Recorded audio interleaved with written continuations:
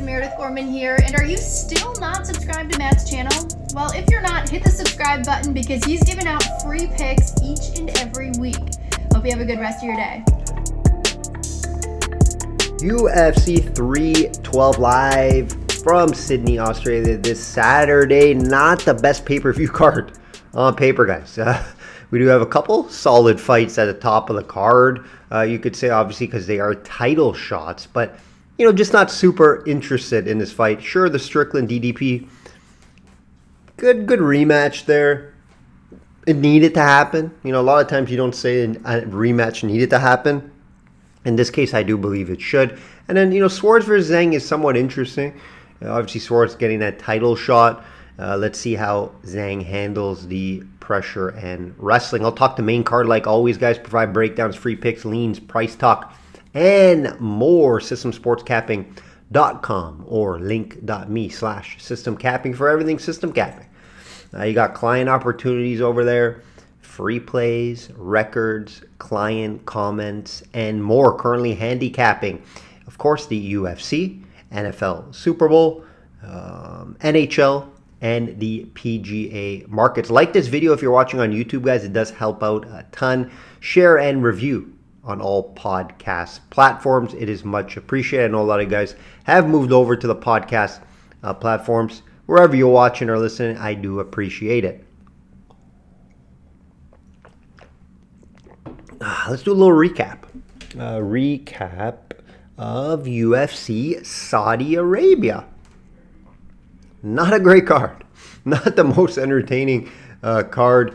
Had a couple decent fights there. But a couple fights I did expect to be snooze fest. They did turn out to be. It was the Pavlich and Rosenstruck fight, and then the Nurmagomedov and Page I always thought could be a snooze fest with styles clashing on the feet. And that's what happened there. So that was unfortunate. We were on the over 2.5 rounds there. The one fight, again, I've been getting caught by one fight. And I was on Adesanya here. I was on Adesanya. Ruined a solid night for me. After cashing on a nice 2-fight parlay for plus money. And it's just, he got caught, right? At the end of the day, he looked great in the first round. If he was able to continue to show what he did in the first round, right? Use his speed. I explained he was going to be faster on the feet. His striking was going to be more cleaner, but got caught with a big power shot. Right? So now you got to start thinking, we've seen this multiple times now, right? Made a mistake in the DDP fight. Right, got caught in a submission when he was arguably winning that fight. And that was in the 4th round. This fight looked great in round 1, easily won round 1, gets caught in round 2. So, right, tough to kind of see that happening. Now you got to be worried, right? Now if he ever does fight again, you got to hold your brakes, right? Probably won't back him in his next fight. If he does fight again, I believe he does fight again. Again, I believe he just got caught, looked great in the first round. You got to give some credit to Imamov, right? He's been kind of running through the division as of late. I have lost a couple times on him now. I think I was on Cannonier in that fight. Again, Cannonier, it was a close fight and then got caught. So Imamov has shown, he could be down in a fight, come back and win the fight multiple times now. He's fairly well-rounded. He has power. He does have some power. Think about it. Drop Jared, drop Izzy. Time to start taking this guy as a real threat to maybe win the title someday. So, hey, hats off to Imamov. That's all I could really say there. What else? On this bad card? Yeah, Nurmagomedov and Page, the styles just clash. Sometimes, Page is just very difficult to fight. Very difficult, very unique, awkward to fight, and Nurmagomedov looked like a deer in the headlights, as they say. That's what happened here. Couldn't pull the trigger enough. Page was able to use a good distance game and just win the fight there. Boring in my eyes. You could say, yes, it was a chess match, sure, but when there's very limited volume and not really much happening, was there any big shots in the fight? I don't recall, right? Nurmagomedov used the leg kicks well, which you have to against Page. Just didn't do it enough. And it's not like Nurmagomedov could, resort to some wrestling or grappling because he can't do it. Don't let the name fool you. He's not a wrestler. So, yeah. It was a tough fight card. Hopefully this one is better. On paper, it's not better, guys. It is not better, right? January's always been a slow start for myself, at least against the betting market in the UFC. I remember last year we had this as well, and then we went on a crazy run, right? Like, what was it, 21-2 pay-per-view run plus money average? I expect that to happen again. And then it's just always been one fight so far in the month of January, right? We lose the Adesanya fight and then the Nurmagomedov fight against Merab. Lost that too, right, to ruin the card there. So, looking forward to this card. There's some nice spots. I'll have a client card out shortly. Hottest sports right now, NHL, 73% on the year. Lower volume. I pick my spots. Only system plays. Don't force bets in the NHL. Check out the Super Bowl podcast if you haven't already. I released it on Monday. A lot of people probably didn't see that, but it's out. It's been out for a week now. Numbers have been fairly good, so I do appreciate everyone listening. Just give you a big-time breakdown on the year, a couple prop plays, and who I do think wins the game. Super Bowl week, right? Always love a Super Bowl week. We got a big golf tournament too in Phoenix, Waste Management. So it's an exciting weekend for myself and clients. Let's get right into this card. Shop around, guys. Have access to multiple sports books like I always say. I can't stress that enough. Books vary so much, especially in the UFC, guys. Super Bowl, no, right? Like the Super Bowl lines aren't going to be that much different, especially totals and spreads, but there are going to be prop differences in books to book. So keep that in mind. Have multiple sports books. I stress that all the time. Let's get right into a DDP minus 200 versus Strickland plus 170. If you watched the first fight, you would not agree with this line, right? A rematch at 185 for the pound, for the 185 pound belt. I don't agree with the line here. First fight was super close. A lot of people said Strickland won the fight. I cannot argue with that. Outlanded DDP. For most of the fight, DDP did have to say 6 takedowns, which I guess stole him the fight. But he never kept them down there, right? For the most part. You know, of course that plus 170 on Strickland here is appealing. Very hard for me to just bet DDP minus 200. I rarely bet minus 200 straight up. You guys know that.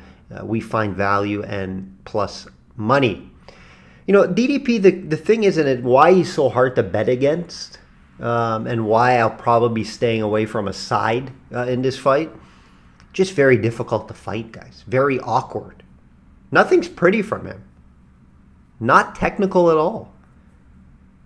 But continues to come forward awkwardly.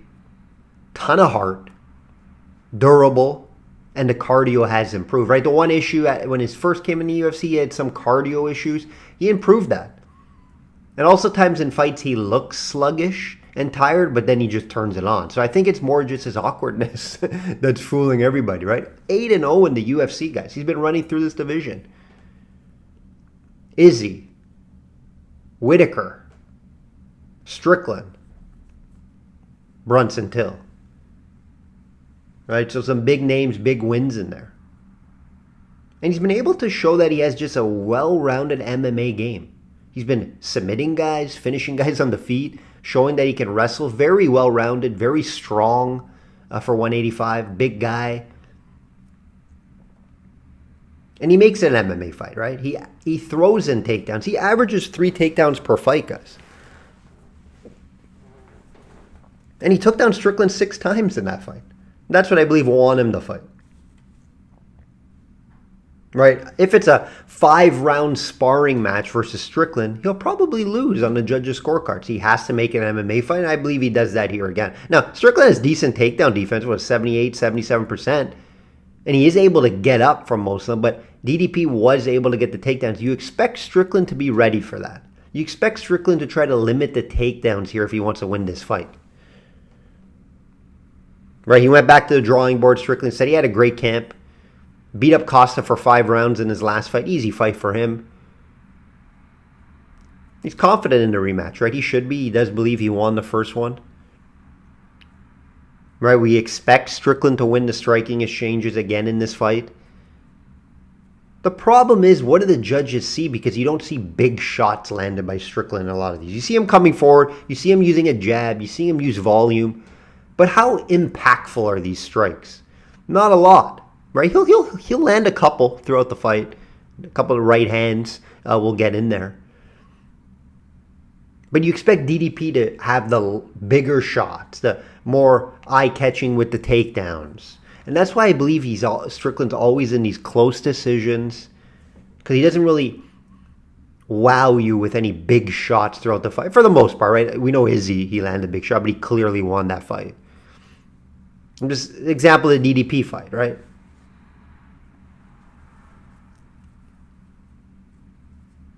So I expect another close fight here, guys.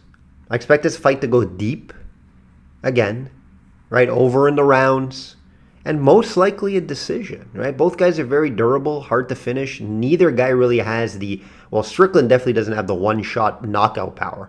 So there's no way Strickland wins this fight by finish, unless it's like a cut stoppage, which could happen.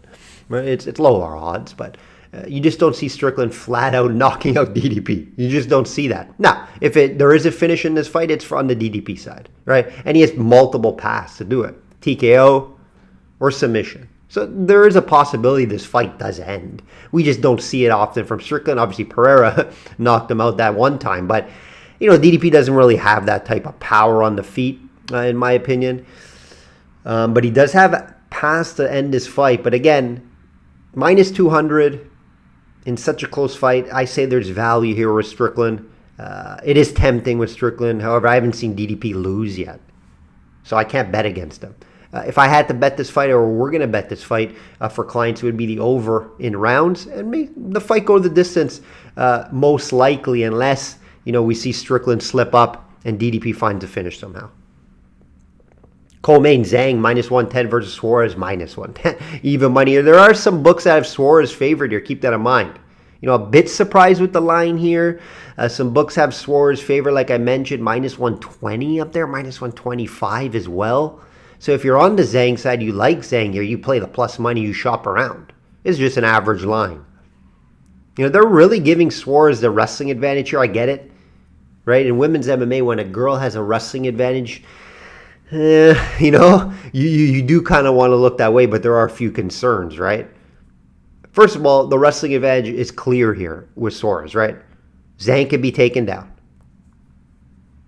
right? 50% takedown defense, guys. Now, she's fairly good at getting up. I don't think Suarez would just lay on her for a full round and steal rounds like that. And Zhang can wrestle as well. Keep that in mind. Now, I don't expect her to really take down Suarez. You never know. But Suarez is going to have the big wrestling advantage here, in my opinion, guys. But Zhang's going to have the striking advantage on the feet. Big striking advantage. It's just, can she avoid the wrestling and control? Is the big question in this fight. And that's going to be the big question. Right? Also, this is a big step up for Suarez. Right? Always hurt. Doesn't fight a lot. We know her career, right? Would have loved to not see her get hurt all the time. Because what could she be? Probably champion right now, to be honest, guys.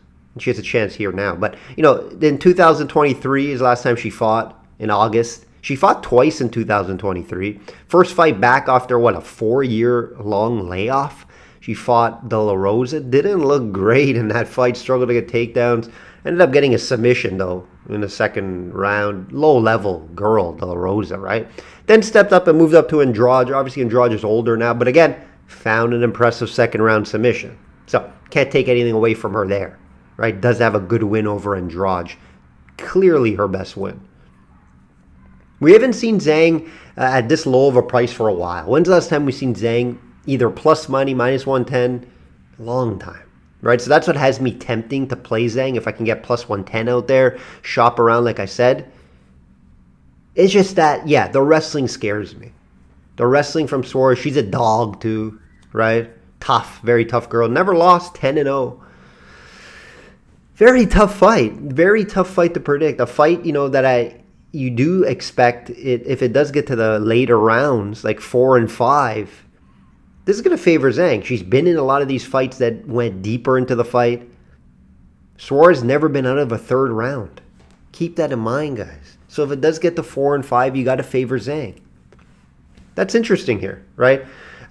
Maybe a good live betting type of fight as well. If you start seeing it getting into the second or third round, Zhang may be live as long, especially if she's an underdog price. right? So if you can shop around, get Zhang at plus money, hard to not bet it at plus money for a smaller unit, right? Because I'm not confident on it due to that wrestling advantage with Suarez.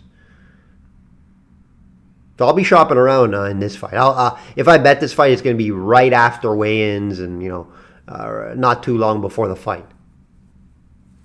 But Suarez scares me. Suarez scares me with that wrestling, guys.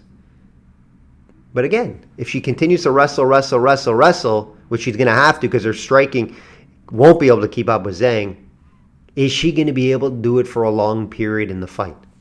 Question marks. You don't know that. Nobody knows that. Not even her. She doesn't know if it's in round 4 and 5 how her cardio is going to hold up in a big-time fight like this. So keep that in mind, guys. A lot of concerns here on this one. Teixeira minus 138 versus Tafa plus 110.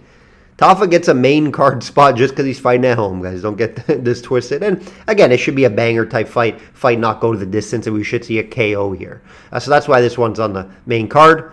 All Tafa's 7 wins have been by finish. So Teixeira is going to have to look out for that power, but I do believe he has some skill set advantages and the size advantage here for him to win this fight. Obviously, the younger guy, a little more inexperienced, which is a bit concerning. Teixeira is making his debut. He did fight on the Contender Series, though. Keep that in mind. Maybe, he can put some pressure on Tafa here. Maybe at home, maybe a little too much for Tafa. If I were to bet this fight, it would be the younger and bigger heavyweight. Teixeira, guys, 6'7". Tafa, 6 foot. Teixeira also has a 9-inch reach advantage here. 9-inch reach advantage.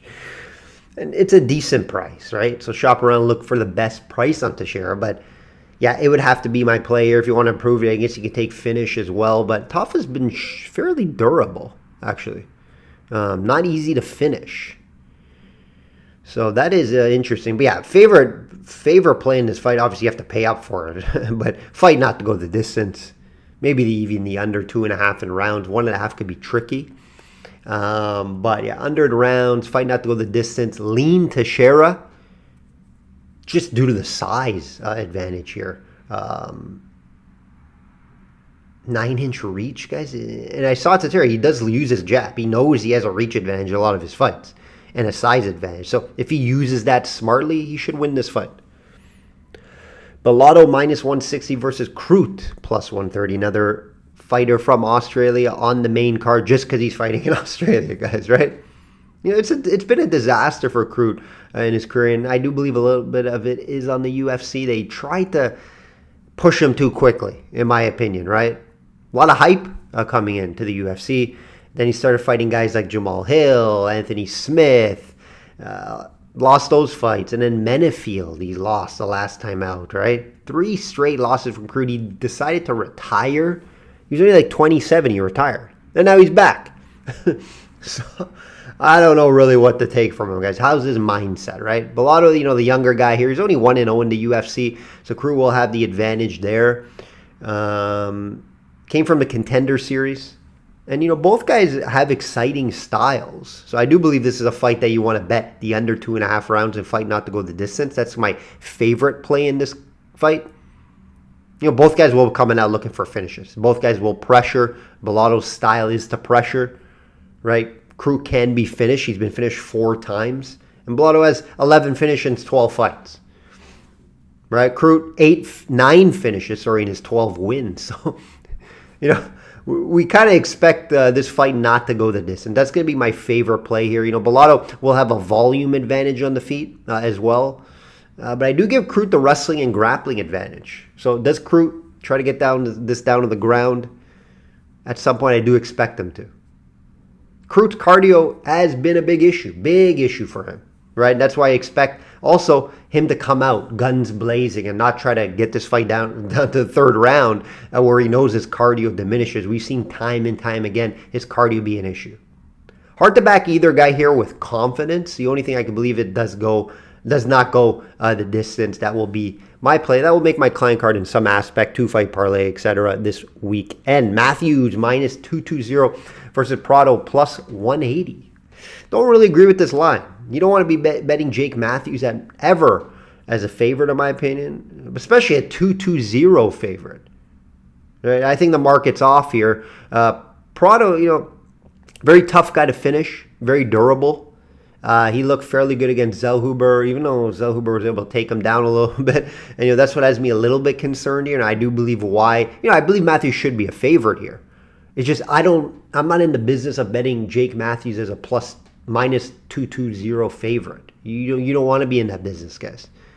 But I do believe he should be favored. Prado has shown that he can be taken down. 25% takedown defense on paper, even though he only had 3 fights in the UFC, and some of his fights have been mainly on the feet. But yeah, Zellhuber took him down 3 times. Zellhuber is not a wrestler, guys. He's a striker. That has me concerned. Matthews can wrestle. He will have the wrestling grappling advantage in this fight. Problem is with Matthews, very low-level guys he's been fighting. Right, his best win, Philip Rowe last time out?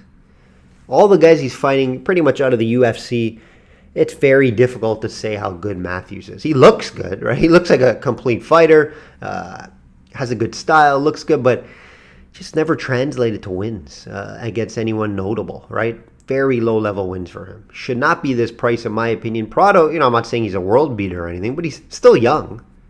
Very young. Right? Only 22, 23. Fights out of the American top team. Hasn't fought for a year, so I do believe he went back to the drawing board to get better, which always does scare me. So yeah, I'm staying off this one. I wouldn't call you guys crazy if you bet the underdog here at the price, especially shop around. If you can get it up to plus 200, you got to kind of pull the trigger there. On Prado, I do believe this is more Jake Matthews minus 125 favorite. And again, his game plan would have to be wrestle, maybe find a submission. We haven't seen Prado finish though, so that's going to be tough to call there. So yeah, underdog value here on Prado. I do see a path for Matthews. He's just not priced right. That will do it, guys. That will do it. That is the main card for the Aussie event. Not that excited about this card, guys, to be honest. But like always, we watch the beginning prelims all the way to the end, and we're excited about that, right? It's an exciting week. It's Super Bowl week, guys. Super Bowl week. You got a pay-per-view card on Saturday, and you got the waste management in the PGA. Gotta love it. Gotta love it. Like I always say, guys, bet smart and know your limits. Enjoy this card.